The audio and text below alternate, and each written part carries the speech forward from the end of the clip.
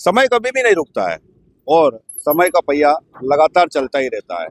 लेकिन यहाँ का पहिया कुछ इस तरीके से चल गया कि न तो ये बोटल नेक के लोगों को, जिन लोगों के मकानों को क्षति हुई, नुकसान हुआ, और एक भ्रम पैदा करके लोगों को आश्वासन देकर उनके मकानों को तुड़वा कर और यहाँ की सड़क को चौड़ा करने का काम किया गया। सबसे बड़ा विषय ये हो रहा है कि यहाँ पर लगातार आश्वासन देने के बाद आज लगभग 2 साल बीत चुके हैं। लोग इस तरह के हालातों से जाने और आने के लिए मजबूर हो रहे हैं और आप देख सकते हैं कि किस तरह के हालात यहाँ पर लोगों के घरों के बाहर यहाँ पर कई तरह का भराव पड़ा हुआ है। सबसे बड़ा विषय ये हो रहा है कि यहाँ पर 2 साल के मध्य 2 बार दीपावली बीत चुकी, जहाँ पर लोग अपने घरों की साफ सफाई करते हैं, लेकिन इनकी अपनी ही मजबूरी हो गई कि सरकार के गैर जिम्मेदाराना रवैये की वजह से इन लोगों के घरों के बाहर धूल, मिट्टी, कंकड़ और साथ ही यहाँ से जो वाहन निकलते हैं उनसे उड़ने वाली धूल इनके घरों को सरोबार करती रही।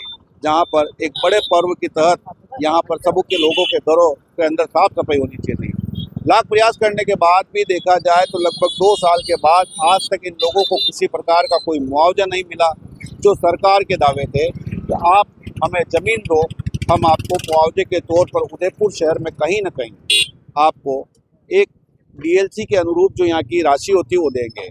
यहाँ पर अब दोनों ही पक्ष अपने अपने पाले को लेकर अड़े हुए हैं। सरकार अपनी बात कर रही है और दूसरी तरफ यहाँ के जो लोग जिनके मकान टूटे हैं वो लोग अपनी बात कर रहे हैं। हाल फिलहाल स्थिति ऐसी बनी हुई है कि यहाँ पर कोई भी व्यक्ति आकर जिम्मेदाराना अपनी बात को नहीं मनवा पा रहा है।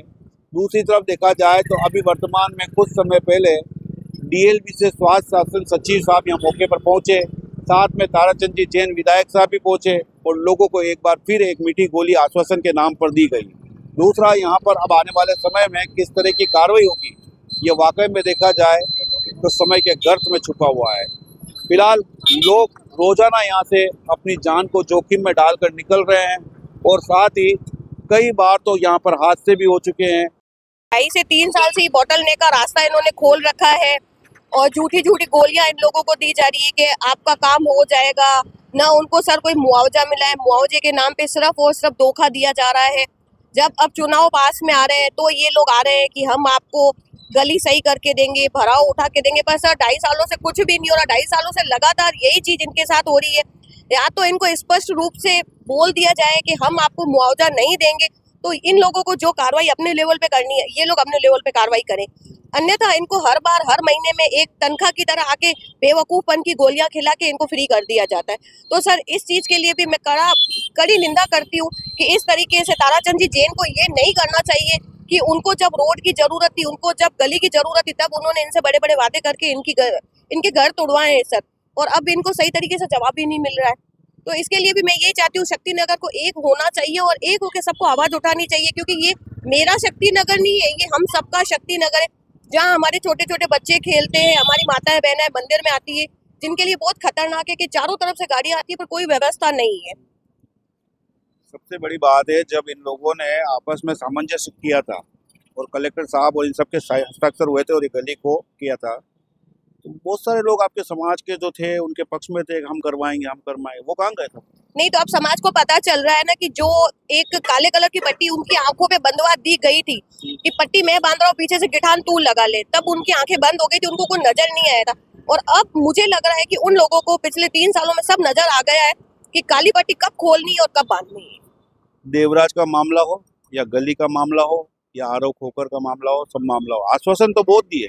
आपको लग रहा है कि अभी यहाँ पे कुछ देंगी सरकार? ये नहीं सर, मुझे नहीं लग रहा है कि सरकार कुछ देगी, पर फिर भी मैं पॉजिटिव सोचकर बोलूं कि सरकार को इन लोगों की मदद करनी चाहिए। नहीं करनी चाहिए, वो अलग मैटर है, लेकिन बहुत सारे आश्वासन पहले के नहीं, आश्वासन तो ऐसा कुछ भी नहीं हुआ है। पिछले 25 सालों से शक्ति नगर में बीजेपी की सरकार है, कहीं आश्वासन दिए, कहीं आश्वासन गए, वो आश्वासन कहाँ पर है?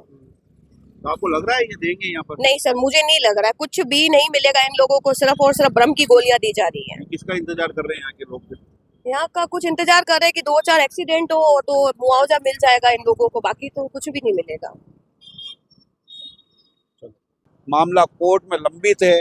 अब आने वाले समय में लोगों को मकान मिलेंगे या नहीं मिलेंगे, ये सब वे नेता, वे जिम्मेदार अधिकारी जानते हैं, जिन लोगों ने समाज के लोगों के, वरिष्ठ और बुद्धिजीवी लोगों की मध्यस्थता में रहकर ये काम करवाया।